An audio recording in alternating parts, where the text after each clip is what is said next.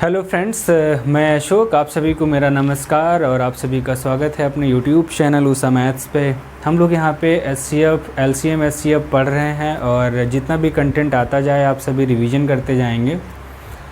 और अभी रात के 12 बजने वाले हैं और हम लोग ये वीडियो शूट कर रहे हैं और कैसे भी करके समय निकाल के पूरा प्रयास किया जा रहा है कि क्लास मिस ना हो, डेली आपको वीडियोज़ मिलते रहें ताकि आपका कंटेंट मिस ना हो, आपकी पढ़ाई बाधित ना हो और सारी चीज़ें आपकी समय पे तैयार हो सकें और कंप्लीट हो सकें।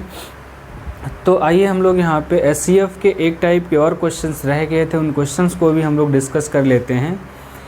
देखिए, एचसीएफ में हम लोगों ने सबसे पहले टाइप का सवाल वो पढ़ा था। सबसे पहले तो मासा निकालना सीखा। मासा निकालने की कितनी विधियाँ हैं? मासा निकालने की 2 विधियाँ बताई गई आप सभी को। एक तो गुणनखंड विधि और दूसरी भाग विधि। ठीक है, गुणनखंड विधि और भाग विधि के अलावा भी तीसरी विधि आपके साथ शेयर की गई है और जिसको हम लोग कहते हैं असली विधि।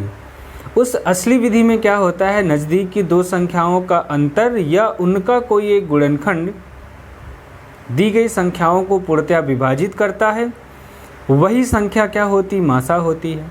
अगर हम मासा के सवालों की बात करें तो सबसे पहले टाइप के सवाल हम लोगों ने पढ़ा था भिन्नों का मासा निकालना। भिन्नों का मासा निकालने के लिए अंश का मासा और हर का लासा निकालते हैं। दूसरे टाइप का सवाल हम लोगों ने मासा में पढ़ा था, वह बड़ी से बड़ी संख्या ज्ञात कीजिए जो दी गई संख्याओं को पूर्णतया विभाजित करे। तो सिंपल सा क्वेश्चन था, दी गई संख्याओं को पूर्णतया विभाजित करे तो जो संख्याएं दी रहेंगी हमें उनका सिर्फ और सिर्फ मासा निकालना था। तीसरे टाइप का सवाल हम लोगों ने पढ़ा था, जब शेषफल बच रहा था वह बड़ी से बड़ी संख्या ज्ञात कीजिए जिसे संख्याओं से भाग देने पर प्रत्येक दशा में 4 शेष बचे। तब हमें क्या करना था, दोनों संख्याओं में 4 घटा के मासा निकाल देते थे, आपका आंसर आ जाता था, दैट्स इट।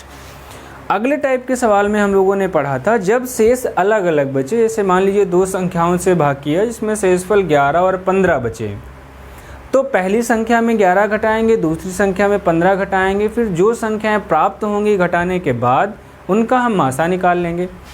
आज हम लोगों को पढ़ना है एक टाइप का सवाल जहां पे समान शेषफल बचे, कोई शेषफल नहीं दिया रहेगा, सिर्फ आपसे इतना कहेगा भाग करने पर एक समान शेषफल बचे। आइए हम लोग सवाल देखते हैं। सवाल कह रहा है, आप सभी लोग सवाल यहाँ पे एडिट करने के बाद लगाया जाएगा, इसलिए यहाँ पे पेन पेंसिल रख के नहीं समझा पाना पॉसिबल है, तो सवाल आपकी समझ के लिए बाद में एडिट कर दिया जाएगा वीडियो के साथ। आइए हम लोग सवाल पढ़ते हैं। सवाल क्या कह रहे हैं, वह बड़ी से बड़ी संख्या ज्ञात कीजिए जिससे 350, 436 और 651 में भाग देने पर प्रत्येक स्थिति में समान शेष बचे। अब ये 3 संख्याएं दी गई हैं, क्या कह रहे हैं, वह बड़ी से बड़ी संख्या ज्ञात कीजिए जिससे 345, 436 और 651 को भाग देने पर एक समान शेष बचे। अच्छा, आप ये बताइए कि एक समान शेष बचने का क्या मतलब है। इसका मतलब हम वह बड़ी से बड़ी संख्या पता कर लें जो इन संख्याओं में से पूर्णतया विभाजित कर दे। अगर कहते हैं 4 शेष बचे तो 4 सब में घटा लेते तो पूर्णतया विभाजित संख्या निकल आती, तो 4 शेष बच जाता। अभी भी हमें क्या करना है कि सबसे पहले जो संख्याओं के बीच का अंतर है उसको हम घटाएंगे तो हमें वह संख्या मिलेगी जो इन संख्याओं को पूर्णतया विभाजित करेगी। तो हम मान लेते हैं 3 संख्या हमारे पास दी गई हैं, ए, बी और सी। हमें क्या करना है, ए डिफरेंस बी निकालना है, बी डिफरेंस सी निकालना और सी डिफरेंस ए। अब देखिए, डिफरेंस और अंतर में यही सिर्फ अंतर है कि ए डिफरेंस बी का मतलब है हमेशा प्लस में रहेगा, जो बड़ी संख्या होगी उसको आगे लिख लेंगे।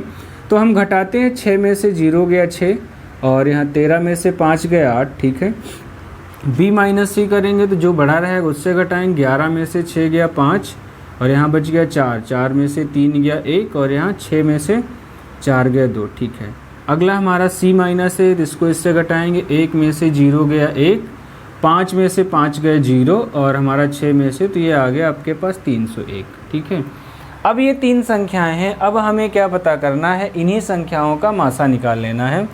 तो मासा निकालने के लिए क्या तरीका है, नज़दीक की 2 संख्याओं का अंतर। तो नज़दीक की 2 संख्याएं कौन सी हैं, 215 और 301। अगर हम इन दोनों का अंतर निकालेंगे तो अंतर हमारे पास कितना हो जाएगा, अंतर की बात करेंगे तो कितना हो जाएगा, 86। ठीक है, अब देखिए अंतर या तो ये संख्याएं 86 से पूर्णतया विभाजित होनी चाहिए। अगर 86 से पूर्णतया विभाजित नहीं है तो 86 का कोई एक गुणनखंड होगा जो इन संख्याओं को पूर्णतया विभाजित करेगा। तो 86 का गुणनखंड हो जाएगा 2 गुणे 43। अब देखेंगे क्या ये सारी संख्या 2 से कटेंगी, 2 से नहीं कटे क्योंकि लास्ट में 5 है। लेकिन अगर 2 से नहीं कटेंगी तो ये सारी संख्याएं किससे कटेंगी, 43 से कट जाएंगी। इसका मतलब इस सवाल का आंसर क्या हो जाएगा, वह बड़ी से बड़ी संख्या क्या हो जाएगी जिससे 350, 436 और 651 को भाग देने पर एक समान शेष बचेगा। एक सवाल हम लोग और कर लेते हैं, आप लोग इस सवाल को करिएगा। मैं यहाँ पे सवाल आपके सामने बता देता हूँ क्या करना है, पूरा क्वेश्चन सॉल्व करेंगे, ठीक है।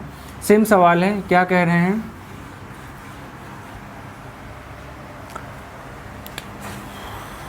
वह बड़ी से बड़ी संख्या ज्ञात कीजिए जिससे 2270, 3739 और 6677 में भाग देने पर प्रत्येक दशा में समान शेषफल बचे।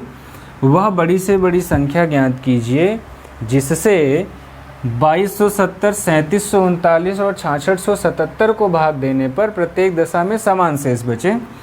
तो आप क्या करेंगे, मैंने सबसे पहले बताया कि हमें वह संख्या पता करनी जो पूर्णतया विभाजित हो लेकिन शेष वाली बात हट जाए। तो आप इन संख्याओं को आपस में अंतर निकालेंगे, पहला a डिफरेंस b निकालेंगे, फिर b डिफरेंस c निकालेंगे, फिर c डिफरेंस a निकालेंगे। जो भी संख्याएं आएंगी आप इन संख्याओं का मासा निकाल लेंगे। और मासा का शॉर्टकट हम लोगों ने पढ़ा हुआ है, नज़दीक की दो संख्या या उनका अंतर ही मासा होता है, ठीक, या उनका कोई एक गुणनखंड, ठीक। तो मासा के एक टाइप के क्वेश्चंस और थे। आप सभी लोग इन क्वेश्चंस को बहुत अच्छे से प्रैक्टिस कर लीजिएगा और आप सभी लोग लगातार पढ़ाई करते रहिएगा। बहुत सारे बच्चों की बहुत सारी प्रॉब्लम्स हैं। देखिए, स्टूडेंट लाइफ एक ऐसी लाइफ है, अगर उस लाइफ में चैलेंजेस ना हों, अगर उस लाइफ में चैलेंजेस ना होते तो फिर मिडिल क्लास फैमिली से कहाँ बिलोंग कर रहे होते हैं। स्टूडेंट लाइफ में चैलेंजेस होने का मतलब ही है कि आप मिडिल क्लास फैमिली से हैं और इस क्लास को आपको अपर क्लास बनाना है या अपर मिडिल क्लास बनाना है, तो उसके लिए जिम्मेदारी सिर्फ़ और सिर्फ आपकी है। आपको बहुत ही ईमानदारी से मेहनत करनी होगी, पढ़ाई के साथ कोई समझौता नहीं करिए, रिजल्ट आपका आना चाहिए। बाकी आप कुछ भी करते रहिए, आपके पेरेंट्स को, आपके मम्मी पापा को आपसे उम्मीदें हैं, तभी आप कहीं दूसरे शहर में रह के या गाँव से आकर के सिटी में रह रहे हैं और सारी चीज़ें आपकी खर्चे पानी सारी चीज़ें मैनेज कर रहे हैं, तो कहीं ना कहीं उम्मीदें हैं। तो आप सभी को उन उम्मीदों पे खरा उतरना है और मेरी शुभकामनाएं आप सभी के साथ हमेशा है। अगर कोई समस्या आती तो आप मुझे बिल्कुल बताएंगे, मैं जैसे भी हो सकेगा आप सबकी